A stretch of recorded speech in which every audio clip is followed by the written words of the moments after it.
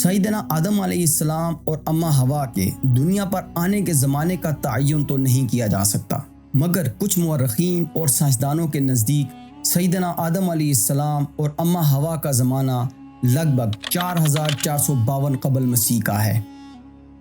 کہا جاتا ہے کہ اس زمانے میں سیدنا آدم علیہ السلام کے ہاں جڑواں بچوں کی پیدائش ہوا کرتی تھی، جن میں ایک لڑکا ہوتا تھا اور دوسری لڑکی۔ اس کے ساتھ ساتھ ایک دفعہ میں پیدا ہونے والے جوڑے میں لڑکے کی شادی دوسری دفعہ پیدا ہونے والے جوڑے کی لڑکی سے کرنے کا رواج یا ترتیب موجود تھی۔ سیدنا آدم علیہ السلام کے ہاں مختلف اوقات میں قابیل اور اس کی جڑواں بہن اقلیمہ اور حابیل اور اس کی جڑواں بہن لیہودا نے جنم لیا۔ رواج کے مطابق قابیل کی شادی لیہودا سے ہونی تھی، جبکہ حابیل کی شادی اقلیمہ سے ہونی تھی۔ تاہم قابیل اپنی جڑواں بہن اقلیمہ سے شادی کرنے کا خواہش مند تھا، اور اسی خواہش نے اس تنازع کو جنم دیا جو کہ قابیل کے ہاتھوں حابیل کے قتل کا سبب بنا۔ یہ تاریخ انسانی کا وہ سب سے پہلا قتل تھا کہ اسی بنا پر علماء کے نزدیک قیامت تک آنے والے ہر قتل کے گناہ کا ایک حصہ قابیل کے ذمہ جاتا رہے گا۔ سیدنا آدم علیہ السلام کے تیسرے بیٹے کا نام شیس تھا۔ اسلامی روایات کے مطابق شیس علیہ السلام حابیل کے فوت ہو جانے کے بعد اللہ پاک کی طرف سے نہ صرف انعام کے طور پہ سیدنا آدم علیہ السلام کو عطا کیے گئے، بلکہ وہ اللہ کے اور اپنے والدین کے فرمانبردار بھی تھے۔ سیدنا آدم علیہ السلام نے شیس علیہ السلام کو نہ صرف اپنا جانشین منتخب کیا، بلکہ انہیں بہت سارے خفیہ علوم کے متعلق آگاہی بھی دی۔ اگرچہ قرآن میں شیس علیہ السلام کا کوئی تذکرہ نہیں، تاہم اسلامی روایات کے مطابق شیس علیہ السلام بھی اپنے والد آدم علیہ السلام کی طرح نبوت سے سرفراز کیے گئے تاکہ وہ اولاد آدم کی رہنمائی کرے، اور انہوں نے آدم علیہ السلام کی وفات کے بعد انسانوں کو اللہ تعالیٰ کی بندگی کی طرف رہنمائی کی۔ اسلامی روایات کے مطابق شیس علیہ السلام جب پیدا ہوئے تو اس وقت آدم علیہ السلام کی عمر 100 برس یا کچھ زیادہ تھی۔ حابیل چونکہ قابیل کے ہاتھوں قتل ہو گئے، اس لیے حابیل سے کوئی وارث نہیں تھا، جبکہ قابیل کے ورثاء جو نہایت درجہ کے گمراہ کن لوگ تھے طوفان نوح میں تباہ کر دیے گئے تھے۔ سیدنا آدم علیہ السلام کے بعد دوسرے نمبر پر جس پیغمبر کا ذکر قرآن مجید میں ملتا ہے وہ ہیں حضرت ادریس علیہ السلام۔ ان کا سیدنا آدم علیہ السلام سے کتنی نسلوں کا فاصلہ ہے، اس پر کوئی حتمی رائے قائم کرنا ممکن نہیں، لیکن یہ کہا جاتا ہے کہ آپ لگ بھگ سیدنا آدم علیہ السلام کے 500 سالوں بعد اس دنیا پر تشریف لائے، اور آپ علیہ السلام حضرت شیس علیہ السلام کے بیٹے انوش کی نسل میں سے تھے۔ حضرت ادریس علیہ السلام کو بائبل کے لٹریچر میں ہنوک کے نام سے لکھا گیا۔ آپ کے دور میں انسان جہالت اور بے ادبی میں اتنے گر گئے تھے کہ اللہ کو چھوڑ کر آگ کی عبادت کرنے لگے تھے۔ آپ ہی وہ پہلے انسان تھے جنہوں نے قلم کے ذریعے لکھا اور لوگوں کو سکھایا بھی۔ چونکہ آپ نے سب سے پہلے لوگوں کو لکھنے پڑھنے کا درس دیا، اسی بنا پر لوگ آپ کو ادریس یعنی درس دینے والا کہنے لگے۔ حضرت ادریس علیہ السلام کے بعد اولو العزم انبیاء کی فہرست میں نمبر آتا ہے آپ کے پڑپوتے حضرت نوح علیہ السلام کا۔ مورخین اور سائنسدانوں کے نزدیک حضرت نوح علیہ السلام کا زمانہ لگ بھگ 2900 قبل مسیح کا تھا، جو کہ سیدنا آدم علیہ السلام سے 1600 سال بعد کا زمانہ تھا۔ آپ کے والد کا نام لامخ تھا، اور آپ نے اپنی عمر کا بڑا حصہ اپنی قوم کو توحید کی دعوت دینے میں صرف کیا، مگر آپ کی قوم نے جہالت اور گمراہی کا راستہ نہ چھوڑا سوائے چند لوگوں کے، اور یہی وہ چند لوگ تھے جو آپ کے ساتھ اس کشتی میں سوار ہوئے جو کہ آپ نے اللہ کے حکم اور مدد سے تیار کی تھی۔ جب حضرت نوح علیہ السلام اپنی قوم کے جاہلانہ رویوں سے تنگ آ چکے تو اللہ پاک کی طرف سے اس قوم پر پانی کا عذاب نازل ہوا۔ یہی طوفان نوح انسانی تاریخ کا وہ انتہائی ہولناک عذاب تھا جس میں اس وقت کے تمام نافرمان انسان مارے گئے، ماں سوائے ان چند انسانوں اور حیوانوں کے جو حضرت نوح علیہ السلام کی بنائی گئی کشتی میں سوار ہوئے تھے۔ ان نافرمانوں میں حضرت نوح علیہ السلام کی ایک زوجہ واحلہ بھی شامل تھی جس کا تعلق قبیل کے خاندان سے تھا۔ حضرت نوح علیہ السلام کو آدم ثانی بھی کہا جاتا ہے کیونکہ بقایا نسل انسانی انہی گنے چنے لوگوں سے چلی جو کہ آپ کے بیٹے تھے سام، حام اور یافس۔ سام، حام اور یافس دنیا کے مختلف حصوں میں پھیل گئے اور نسل انسانی نے ایک دفعہ پھر سے اس دنیا میں بڑھنا شروع کیا۔ گو کہ ابتدائی زمانہ میں نوح علیہ السلام کے ان بچ جانے والے بیٹوں سے چلنے والی نسل انسانی نوح علیہ السلام کے دین پر ہی قائم رہیں، لیکن رفتہ رفتہ یہ لوگ بھی گمراہی اور سرکشی میں مبتلا ہو گئے۔ اللہ تعالیٰ نے ان لوگوں کی ہدایت کے لیے انہی میں سے حضرت ہود علیہ السلام کو مبعوث فرمایا۔ ان کی قوم کا نام عاد تھا جو کہ ایک قدیم عربی قوم تھی۔ یہ لوگ بڑی قد و قامت کے مالک تھے اور اسی قوت و طاقت نے انہیں سرکش اور گھمنڈی بنا دیا تھا۔ ہود علیہ السلام کا تعلق نوح علیہ السلام کے بیٹے سام کی نسل سے تھا۔ بعض مورخین کے نزدیک حضرت ہود علیہ السلام اور حضرت نوح علیہ السلام کے درمیان 7 پشتوں کا فاصلہ تھا، جبکہ بعض کے نزدیک 3 سے 4 پشتوں کا۔ اس کے علاوہ مورخین اس بات پر بھی اختلاف رائے رکھتے ہیں کہ ہود علیہ السلام سام کے بیٹے ارم کی اولاد میں سے تھے یا پھر ارفخشس کی اولاد میں سے، کیونکہ بعض تاریخی حوالوں میں حضرت ہود علیہ السلام کا نام عابر یا حبر ظاہر کیا گیا ہے جو کہ شالخ بن ارفخشس کا بیٹا تھا۔ حضرت ہود علیہ السلام ان انبیاء میں سے ایک ہیں جن کا ذکر قرآن مجید میں آیا ہے اور ایک پوری سورہ ہود آپ کے نام سے منسوب ہے۔ کہتے ہیں کہ حضرت ہود علیہ السلام 760 سال تک اپنی قوم کی ہدایت کے لیے دعوت حق بلند کرتے رہے، لیکن قوم عاد نے مسلسل آپ کو جھٹلایا اور آپ کا مذاق اڑایا۔ قوم عاد کی نافرمانی اور عذاب الہی کے تقاضے کے بعد حضرت ہود علیہ السلام نے انہیں عذاب الہی کی خبر دی۔ قوم عاد کی سرکشی اور نافرمانیوں کی وجہ سے پہلے اللہ تعالیٰ نے ان پر 7 سال کے لیے بارش بند کر دی اور لوگ قحط میں مبتلا ہو گئے۔ لوگ بارش کی خواہش کرنے لگے اور پھر ایک ایسی آندھی آئی جس کی تاریخ میں مثال نہیں ملتی۔ کہا جاتا ہے کہ یہ آندھی اتنی تیز تھی کہ انسانوں، گھوڑوں اور مال مویشیوں کو ایک جگہ سے دوسری جگہ جا کر پٹخ دیتی تھی۔ 7 دن رات یہ تیز ہوائیں چلتی رہی اور اس آندھی نے قوم عاد کو نیست و نابود کر دیا۔ اس عذاب الہی میں صرف حضرت ہود علیہ السلام اور چند مؤمنین کے علاوہ کوئی زندہ نہیں بچا۔ قرآن میں حضرت نوح اور حضرت ہود کے بعد حضرت صالح علیہ السلام کا ذکر ملتا ہے۔ حضرت صالح علیہ السلام کا ظہور بھی اسی سرزمین عرب پر ہوا۔ ان کا تذکرہ قرآن کی مختلف صورتوں میں ہوا ہے، لیکن تورات میں ان کے نام کا ذکر نہیں۔ حضرت صالح علیہ السلام نے 280 سال کی عمر پائی۔ علماء اور مورخین کے مطابق حضرت صالح علیہ السلام 16 سال کی عمر میں نبوت پر مبعوث ہوئے اور 120 سال کی عمر تک اپنی قوم یعنی قوم سمود کو توحید کی دعوت دیتے رہے۔ قوم سمود شمال مغربی عرب میں رہنے والا ایک طاقتور بت پرست قبیلہ تھا جن کا نسب لگ بھگ چوتھی پشت پر جا کر حضرت نوح علیہ السلام سے مل جاتا تھا۔ جب صالح علیہ السلام نے توحید کی تبلیغ شروع کی تو قوم سمود نے مطالبہ کیا کہ وہ فلاں چٹان سے حاملہ اونٹنی نکال کر اپنی نبوت کو ثابت کریں۔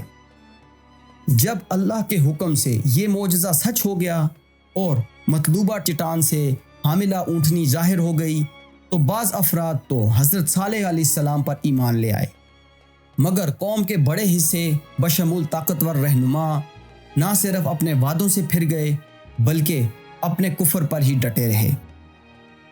حضرت صالح علیہ السلام نے اپنی قوم کو اس اونٹنی کو نہ مارنے کی ہدایت کی تھی، لیکن انہوں نے نہ صرف اسے مار دیا بلکہ آپ سے طنزاً عذاب الہی کا تقاضا بھی کیا۔ اللہ تعالیٰ نے ان کی اس نافرمانی پر ایک ہولناک آواز کا عذاب ان پر بھیجا، جس سے ان کے جگر پھٹ گئے اور وہ سب کے سب ہلاک ہو گئے۔ حضرت ہود اور حضرت صالح علیہ السلام کے بعد دور آتا ہے حضرت ابراہیم علیہ السلام کا۔ تورات کے مطابق آپ کا دور نبوت 2200 قبل مسیح کا تھا۔ حضرت ابراہیم علیہ السلام وہ پہلے برگزیدہ نبی اور پیغمبر تھے جن کو ابو الانبیاء اور خلیل اللہ کہہ کر پکارا گیا، کیونکہ بعد میں آنے والے اکثریت انبیاء کا ظہور انہی کی اولاد سے ہوا۔ مفسرین اور مورخین کے نزدیک آپ کا ابتدائی مسکن عراق کا شہر بابل کا نواحی علاقہ تھا، جہاں اس وقت نمرود حکومت کیا کرتا تھا۔ شرک، ستارہ پرستی اور بت پرستی اس قوم میں عام تھی، جبکہ نمرود خدائی کا دعویٰ بھی کیا کرتا تھا۔ قرآن کی آیات کی روح سے اس بت پرست قوم نے حضرت ابراہیم کو ان کے بتوں کو توڑنے کے جرم میں آگ میں پھینک دیا، لیکن اللہ تعالیٰ کے حکم سے یہ آگ ٹھنڈی ہو گئی اور حضرت ابراہیم علیہ السلام اس آگ سے بحفاظت باہر آ گئے۔ حضرت ابراہیم علیہ السلام نے نمرود اور وہاں کے باسیوں کو توحید کی طرف دعوت دی، لیکن بہت کم لوگوں نے ان کی دعوت پر لبیک کہا۔ جب حضرت ابراہیم علیہ السلام اپنی قوم کی طرف سے مایوس ہو گئے تو آپ وہاں سے اپنے بھتیجے حضرت لوط علیہ السلام کے ہمراہ ہجرت کر گئے۔ اسلامی روایات کے مطابق حضرت ابراہیم علیہ السلام کے 2 بڑے بیٹے منصب نبوت پر فائز ہوئے۔ ایک ان میں سے تھے حضرت اسماعیل علیہ السلام، جو کہ حضرت ہاجرہ رضی اللہ تعالیٰ عنہا کے بطن سے پیدا ہوئے، اور دوسرے تھے حضرت اسحاق علیہ السلام، جو کہ حضرت سارہ رضی اللہ تعالیٰ عنہا کے بطن سے پیدا ہوئے۔ تاہم مورخین کے مطابق حضرت ابراہیم علیہ السلام کی ایک کنانی زوجہ سے اور بھی اولادیں تھیں، جن میں آگے چل کر حضرت شعیب علیہ السلام نبی مبعوث ہوئے۔ جیسا کہ آپ پہلے ہی جان چکے ہیں کہ حضرت لوط علیہ السلام حضرت ابراہیم علیہ السلام کے بھتیجے تھے، اور یہ لوگ عراق میں شہر بابل کے باشندے تھے۔ پھر حضرت ابراہیم علیہ السلام وہاں سے ہجرت کر کے فلسطین تشریف لے گئے، اور حضرت لوط علیہ السلام ملک شام کے ایک شہر اردن میں مقیم ہو گئے۔ اللہ تعالیٰ نے آپ کو نبوت عطا فرما کر سدوم والوں کی ہدایت کے لیے بھیج دیا۔ اہل سدوم نہایت مغرور، بے حس، بے حیا اور نافرمان قوم تھی۔ ان کا سب سے بڑا گناہ یہ تھا کہ ان کے مرد عورتوں کے بجائے مرد ہی سے اپنی نفسانی خواہش یا جسمانی حاجت پوری کرتے تھے۔ اس نافرمانی کی جدید صورت آج کل آپ کو LGBT ایجنڈے میں نمایاں ہوتی نظر آئے گی۔ حضرت لوط علیہ السلام نے اس قوم کی اصلاح کے لیے بہت کوششیں کی، مگر یہ لوگ ان غلیظ کاموں سے باز نہ آئے، اور جب قوم لوط کی سرکشی اور بدفعلی ناقابل ہدایت ہو گئی تو ماضی کی قوموں کی طرح اللہ تعالیٰ کے عذاب نے انہیں بھی آ لیا۔ حضرت جبرائیل علیہ السلام نے اہل سدوم کی 5 بستیوں کو اپنے پروں پر اٹھا کر آسمان کی طرف بلند کیا اور کچھ اوپر جا کر ان بستیوں کو الٹ دیا۔ یہ آبادیاں زمین پر گر کر چکنا چور ہو کر زمین میں بکھر گئیں۔ پھر کنکر کے پتھروں کا می برسا اور اس زور سے سنگباری ہوئی کہ قوم لوط کے تمام لوگ مارے گئے اور ان کی لاشیں بھی ٹکڑے ٹکڑے ہو کر بکھر گئیں۔ حضرت ابراہیم علیہ السلام کے دونوں بڑے بیٹے نبوت کے رتبے سے سرفراز ہوئے، اس لیے یہاں انبیاء کے خاندان میں ایک بڑی تقسیم ہو گئی، جو کہ آج تک مفسرین اور مورخین میں اختلاف کا سبب ہے۔ حضرت ابراہیم علیہ السلام نے اپنے ایک بیٹے اسحاق علیہ السلام کو بیت المقدس میں، جبکہ دوسرے بیٹے اسماعیل کو اللہ کے حکم سے مکہ میں لا کر آباد کیا، اور اسماعیل علیہ السلام کے ساتھ مل کر مکہ میں بیت اللہ کی تعمیر کر کے اس گھر کو دوبارہ آباد کیا۔ اسی سرزمین عرب پر مبعوث ہونے والے نبی آخر الزمان حضرت محمد صلی اللہ علیہ وسلم کا تعلق بھی حضرت اسماعیل علیہ السلام کے خاندان سے ہے، جبکہ بنی اسرائیل میں آنے والے اکثریت انبیاء کا تعلق حضرت اسحاق علیہ السلام کے خاندان سے تھا۔ مورخین اور مفسرین میں جو دو باتیں اختلاف کا سبب بنی، ان میں سے ایک تو یہ تھی کہ بنی اسرائیل یا یہودیوں کے عقیدے کے مطابق نبی آخر الزمان خاتم الانبیاء کا ظہور حضرت اسحاق علیہ السلام کی نسل میں ہونا تھا، جبکہ دوسری وجہ اختلاف بنا حضرت ابراہیم علیہ السلام کے بیٹے کی قربانی کا واقعہ۔ بائبل کے مطابق حضرت اسحاق علیہ السلام کو ذبیح اللہ کہا گیا، جبکہ علماء اسلام کی اکثریت کے نزدیک قرآن کی سورہ صافات میں واضح اشارہ حضرت اسماعیل علیہ السلام کی طرف ہے۔ حضرت اسحاق علیہ السلام کے ہاں جڑواں لڑکے عیسو اور یعقوب علیہ السلام پیدا ہوئے۔ عیسو سے بنی ادوم اور یعقوب علیہ السلام سے جن کا لقب اسرائیل تھا، بنی اسرائیل کی نسل چلی۔ حضرت یعقوب علیہ السلام کو مسلمان، یہودی اور مسیحی سب ہی نبی مانتے ہیں، کیونکہ یہودی اور مسیحی دونوں ہی حضرت یعقوب علیہ السلام کی نسل سے تھے۔ قرآن پاک میں حضرت یعقوب علیہ السلام کے 12 بیٹوں کا ذکر آیا ہے، لیکن ان کے نام مذکور نہیں، سوائے نبی حضرت یوسف علیہ السلام کے، جن کے نام پر قرآن میں پوری سورہ موجود ہے۔ حضرت یوسف علیہ السلام اپنے بھائیوں میں چھوٹے ہونے کے علاوہ بہت حسین و جمیل بھی تھے۔ حضرت یعقوب علیہ السلام اپنی اولاد میں سے حضرت یوسف علیہ السلام سے بے حد محبت کرتے تھے۔ یہ بات برادران یوسف کے لیے ناقابل برداشت تھی۔ وہ ہر وقت اس فکر میں لگے رہتے کہ حضرت یعقوب علیہ السلام کے دل سے یا تو یوسف علیہ السلام کی محبت نکال ڈالیں یا پھر یوسف علیہ السلام کو ہی راستے سے ہٹا دیں، تاکہ یہ قصہ ہمیشہ کے لیے پاک ہو جائے۔ برادران یوسف علیہ السلام نے انہیں قتل کے ارادے سے اپنے ساتھ لے لیا، لیکن بھائیوں میں اتفاق رائے نہ ہونے کے سبب حضرت یوسف علیہ السلام کو ایک کنویں میں پھینک دیا گیا، مگر وہ اللہ کے حکم سے نہ صرف اس آزمائش سے بچ نکلنے میں کامیاب ہو گئے، بلکہ اللہ پاک نے انہیں عزیز مصر کے دربار میں اعلیٰ عہدہ بھی عطا کیا۔ حضرت یوسف علیہ السلام نے نہ صرف اپنے بھائیوں کو معاف کر دیا، بلکہ ان سمیت اپنے تمام خاندان کو فلسطین سے مصر بلوا لیا۔ حضرت یوسف علیہ السلام کا انتقال 120 سال کی عمر میں ہوا اور دریائے نیل کے کنارے انہیں دفن کر دیا گیا۔ مصر میں بنی اسرائیل لگ بھگ 200 سال تک رہے۔ اس عرصہ میں ان 12 بھائیوں کی اولاد لاکھوں میں پہنچ گئی، جو کہ مصر پر حکمران خاندان کے لیے انتہائی تشویش کا سبب تھی۔ فرعون مصر کو بنی اسرائیل کے ساتھ اس لیے بھی عداوت ہو گئی تھی کہ اس زمانے کے کاہنوں اور نجومیوں نے فرعون مصر کو بتایا تھا کہ تیری حکومت کا زوال ایک اسرائیلی لڑکے کے ہاتھوں سے ہوگا۔ کم و بیش یہی وہ اہم وجہ تھی جن کی وجہ سے فراعین مصر کی طرف سے بنی اسرائیل پر ظلم و ستم ڈھانے کا ایک نہ رکنے والا سلسلہ شروع ہو گیا۔ اسرائیلی لڑکوں کے قتل کے علاوہ انہیں غلام بنا کر طرح طرح کی اذیتیں دی جانے لگی، یہاں تک کہ حضرت موسیٰ علیہ السلام اور حضرت ہارون علیہ السلام کے دور نبوت کا آغاز ہو گیا۔ حضرت یعقوب علیہ السلام اور حضرت موسیٰ علیہ السلام کے درمیانی زمانے میں تقریباً 1500 سے 1300 قبل مسیح میں محققین نے حضرت ایوب علیہ السلام کا زمانہ لکھا ہے۔ حضرت ایوب علیہ السلام اللہ تعالیٰ کے برگزیدہ بندے اور نبی تھے۔ اللہ تعالیٰ نے آپ کا تذکرہ قرآن میں متعدد مقامات پر فرمایا ہے۔ حضرت ایوب علیہ السلام حضرت اسحاق علیہ السلام کے بیٹے عیسو ادوم یا عیس کی اولاد میں سے تھے۔ آپ کے والد کا نام انوس تھا اور آپ کی والدہ حضرت لوط علیہ السلام کی اولاد میں سے تھیں۔ اللہ تعالیٰ نے آپ کو کثیر مال و دولت، باغات، کھیتیاں، مال مویشی اور خدمتگار اولاد عطا کی تھی۔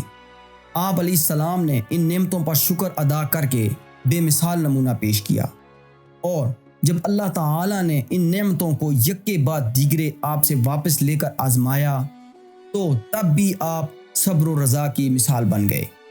اللہ رب العزت نے آپ کو صبر و شکر کا وہ مقام عطا فرمایا کہ رہتی دنیا تک لوگوں کے لیے صبر ایوب مشعل راہ بن گیا۔ حضرت شعیب علیہ السلام بھی حضرت ایوب علیہ السلام کی طرح بنی اسرائیل یعنی حضرت یعقوب علیہ السلام کی نسل سے نہیں تھے۔ حضرت شعیب علیہ السلام کی بعثت مدین یا مدائن میں ہوئی تھی۔ مدین کسی مقام کا نام نہیں بلکہ ایک قبیلے کا نام ہے۔ یہ قبیلہ حضرت ابراہیم علیہ السلام کے بیٹے مدین کی نسل سے تھا، جو کہ ان کی تیسری بیوی قطورہ سے پیدا ہوئے۔ اس لیے حضرت ابراہیم علیہ السلام کا یہ خاندان بنی قطورہ کہلایا۔ مدین اپنے اہل و عیال کے ساتھ اپنے ستیلے بھائی حضرت اسماعیل علیہ السلام کے پہلو میں ہی حجاز میں آ کر آباد ہو گیا تھا۔ یہی خاندان آگے چل کر ایک بڑا قبیلہ بن گیا، اور شعیب علیہ السلام بھی چونکہ اسی نسل اور اسی قبیلے سے تھے، اس لیے ان کی بعثت کے بعد یہ قوم شعیب کہلایا۔ حضرت شعیب علیہ السلام حضرت ابراہیم کی نسل سے تیسرے ایسے عرب پیغمبر تھے جن کا نام قرآن میں آیا ہے۔ حضرت شعیب علیہ السلام کو خطابت کرنے میں کمال مہارت حاصل تھی، اس لیے حضور اکرم صلی اللہ علیہ وسلم نے ان کو خطیب الانبیاء کے لقب سے نوازا۔ اہل مدین سے متعلق کہا جاتا ہے کہ یہ لوگ ناپ تول میں انصاف سے کام نہیں لیتے تھے، جبکہ مسافروں کا راستہ منقطع کرنا بھی ان کا اہم مشغلہ اور پیشہ تھا۔ اہل مدین کی حالت سدھارنے کے لیے ہی اللہ تعالیٰ نے حضرت شعیب علیہ السلام کو ان کی طرف مبعوث کیا تھا۔ انہوں نے وہاں کے لوگوں سے کہا کہ اللہ وحدہ لا شریک کی عبادت کرو اور برے اعمال سے پرہیز کرو، لیکن انہوں نے انکار کر دیا اور حضرت شعیب کو ان کے ساتھیوں کے ہمراہ مدین سے نکال دیا۔ جب حضرت شعیب علیہ السلام نے انہیں بد دعا دی تو اللہ تعالیٰ نے انہیں زلزلے کے عذاب میں گرفتار کیا۔ اس طرح یہ شہر اور وہاں کے رہنے والوں کا خاتمہ ہو گیا۔ بیشتر محققین اور مفسرین اس بات پر متفق ہیں کہ شعیب علیہ السلام نے بڑی عمر پائی تھی اور موسیٰ علیہ السلام کے دور تک زندہ رہے، بلکہ شعیب علیہ السلام کی ایک بیٹی حضرت موسیٰ علیہ السلام کے نکاح میں بھی آئیں۔ دوستو، جیسا کہ آپ اوپر پہلے ہی جان چکے ہیں کہ کیسے بنی اسرائیل حضرت یوسف علیہ السلام کے دور میں فلسطین سے مصر پہنچے، لیکن اب 2 صدیوں بعد مصر کے حکمران خاندان فرعونیہ میں تبدیلی کے سبب بنی اسرائیل کو معمولی چرواہے اور کمتر لوگ سمجھا جانے لگا، اور بنی اسرائیل کے ساتھ غلاموں جیسا ظالمانہ سلوک ہونے لگا۔ اللہ تعالیٰ نے بنی اسرائیل کو فرعون مصر کے ظلم و ستم سے چھٹکارا دلوانے کے لیے انہی میں سے 2 نبی حضرت موسیٰ علیہ السلام اور ان کے بھائی حضرت ہارون علیہ السلام کو نبوت کے منصب پر فائز کیا، تاکہ وہ اپنی قوم کو فرعون مصر کی غلامی سے آزادی دلوا کر انہیں واپس اپنے وطن فلسطین لے جا کر آباد کریں۔ حکم کے مطابق حضرت موسیٰ علیہ السلام نے فرعون مصر کے دربار میں کھڑے ہو کر نہ صرف اللہ وحدہ لا شریک کا کلمہ حق بلند کیا، بلکہ فرعون کو بنی اسرائیل پر ظلم و ستم کرنے سے باز رہنے کی بھی ہدایت کی۔ لیکن جب خدائی کا دعویٰ کرنے والا فرعون مصر اور اس کے درباری ان دونوں کاموں سے باز نہ آئے تو عذاب الہی نے انہیں آ لیا۔ موسیٰ علیہ السلام حکم خداوندی سے جب اپنی قوم یعنی بنی اسرائیل کو لے کر فلسطین کی طرف نکلے تو فرعون نے اپنے لشکر سمیت ان کا تعاقب شروع کر دیا۔ مصر سے فلسطین کے راستے میں موجود سمندر میں اللہ پاک کے حکم سے بنی اسرائیل کے لیے راستہ بن گیا، اور حضرت موسیٰ علیہ السلام بنی اسرائیل سمیت اسی راستے سے سمندر عبور کر گئے۔ فرعون قدرت الہی کی یہ کرشمہ سازی دیکھ کر بھی باز نہ آیا اور حضرت موسیٰ علیہ السلام کا اسی راستے سے تعاقب جاری رکھا۔ جب وہ اور اس کا تمام لشکر اس سمندر میں اتر چکا تو حکم خداوندی سے سمندر واپس اپنی جگہ پر آ گیا، اور اس طرح فرعون اپنے لشکر سمیت اس سمندر میں غرق ہو گیا۔ حضرت موسیٰ علیہ السلام کے اس واقعے کا ذکر قرآن شریف میں بھی موجود ہے۔ حضرت موسیٰ علیہ السلام ان 4 برگزیدہ پیغمبروں میں سے پہلے رسول تھے کہ جن پر تورات نامی آسمانی کتاب نازل ہوئی۔ حضرت موسیٰ اور حضرت ہارون علیہ السلام کے انتقال کے بعد ان کی قوم شریعت موسوی کو فراموش کر کے ہدایت کی راہ سے بھٹک گئی، تو اللہ تعالیٰ نے بنی اسرائیل کی رشد و ہدایت کے لیے زبور نازل فرمائی، جو کہ عظیم المرتبت نبی حضرت داؤد علیہ السلام پر نازل کی گئی۔ اللہ پاک نے آپ کو نبوت کے ساتھ ساتھ ایک عظیم و شان بادشاہت بھی عطا فرمائی تھی۔ حضرت داؤد علیہ السلام حضرت یعقوب علیہ السلام کے بیٹے یہودا کی نسل سے تھے۔ مورخین کے نزدیک آپ کا زمانہ 1000 قبل مسیح کا تھا۔ اللہ تعالیٰ نے آپ کو یہ موضع عطا فرمایا تھا کہ لوہا آپ کے ہاتھ میں موم کی طرح نرم ہو جایا کرتا تھا۔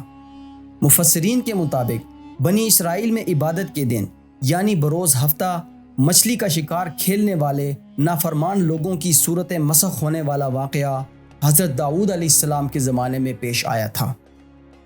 آپ نے یروشلم میں اپنے ہیکل کی بنیاد رکھی، جو کہ آپ کے فرزند سلیمان علیہ السلام کے عہد میں تکمیل کو پہنچا۔ تاریخ میں اسے ہیکل سلیمانی کے نام سے جانا گیا، جو کہ آج بھی یہودیت میں بہت مقدس مقام رکھتی ہے۔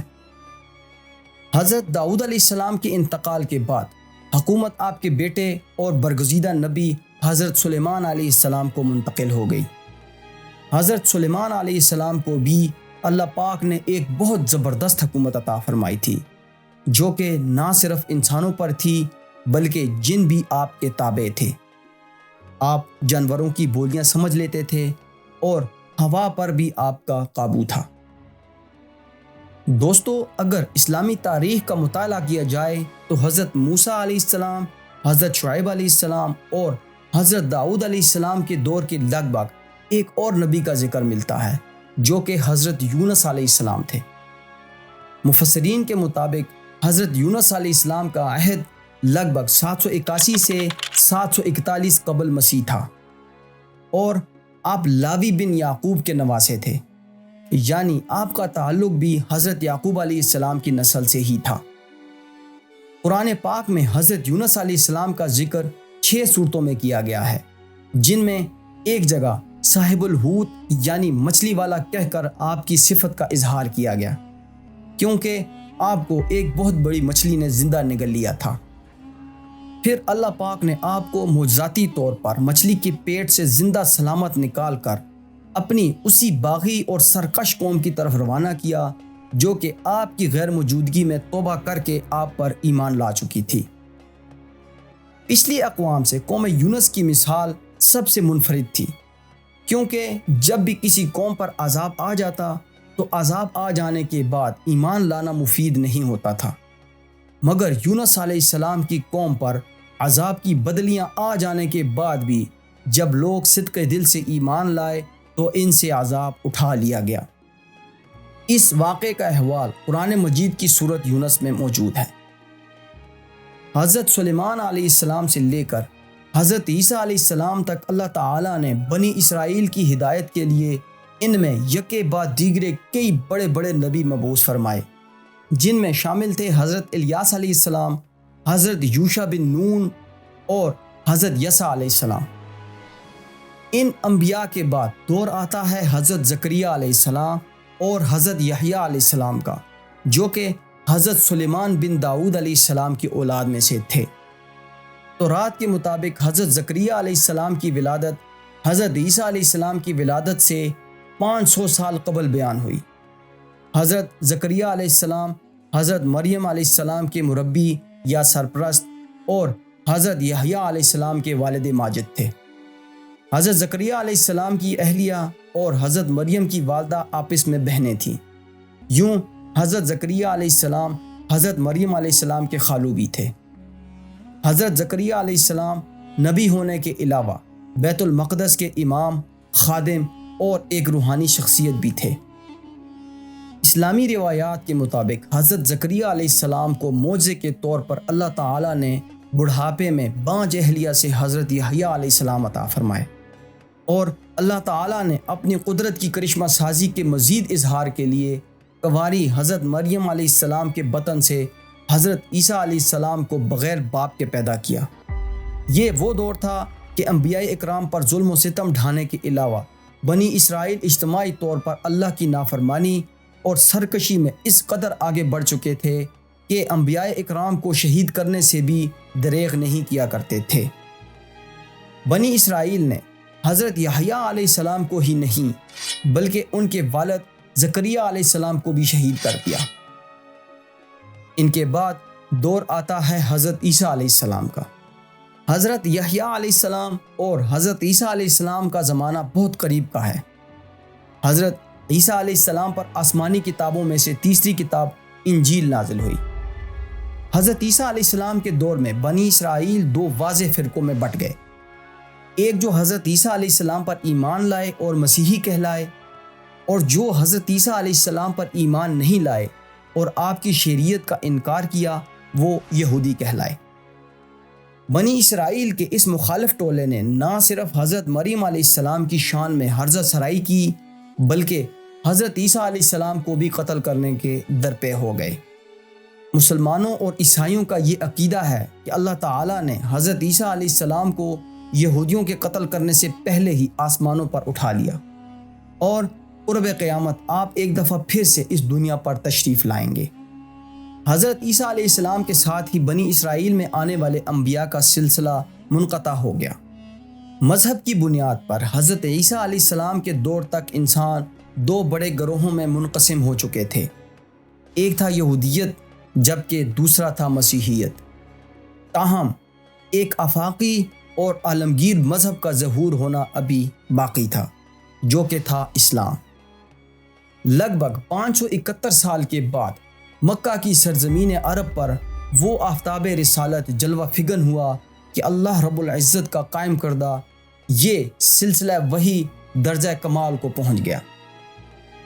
قیامت تک آنے والے عرب و عجم کے تمام انسانوں کی رشد و ہدایت کے لیے اللہ تعالیٰ نے سرور دو جہاں، شاہ جن و انسان، امام المتقین و خاتم النبیین حضرت محمد مصطفیٰ صلی اللہ علیہ وسلم کو منصب نبوت عطا کی۔ آپ صلی اللہ علیہ وسلم مکہ کے قبیلہ قریش کے خاندان بنو ہاشم میں حضرت عبداللہ بن عبد المطلب کے ہاں پیدا ہوئے، اور آپ کا سلسلہ نسب حضرت اسماعیل علیہ السلام سے جا کر ملتا ہے۔ آپ صلی اللہ علیہ وسلم پر اللہ کی طرف سے آخری لازوال آسمانی کتاب رشد و ہدایت قرآن پاک نازل فرمائی گئی، جو کہ رہتی دنیا تک انسانیت کے لیے ہدایت کا سرچشمہ ہے، اور یہیں سے قیامت تک جاری رہنے والے مذہب اسلام اور امت مسلمہ کے ارتقاء کا سفر شروع ہوتا ہے۔ مذہب اسلام کے آ جانے کے بعد تمام گزشتہ انبیاء کی شریعتیں منسوخ ہو گئیں، کیونکہ انسانوں نے ان شریعتوں میں کافی حد تک رد و بدل کر دیا تھا۔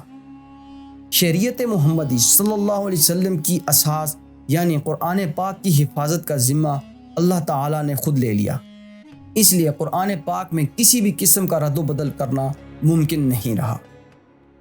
نبی آخر الزماں حضرت محمد صلی اللہ علیہ وسلم کی سیرت کا چونکہ ہر پہلو انسانیت کے لیے محفوظ کر دیا گیا، اس لیے آپ کی سیرت پر نور سے قیامت تک کی انسانیت کے دل معطر و منور ہوتے رہیں گے، اور انشاءاللہ روز محشر آپ کی شفاعت عظمیٰ کے سبب بے شمار امتی جن کے دل میں ذرا بھر بھی ایمان ہوگا جہنم سے نکال کر جنت میں داخل کیے جائیں گے۔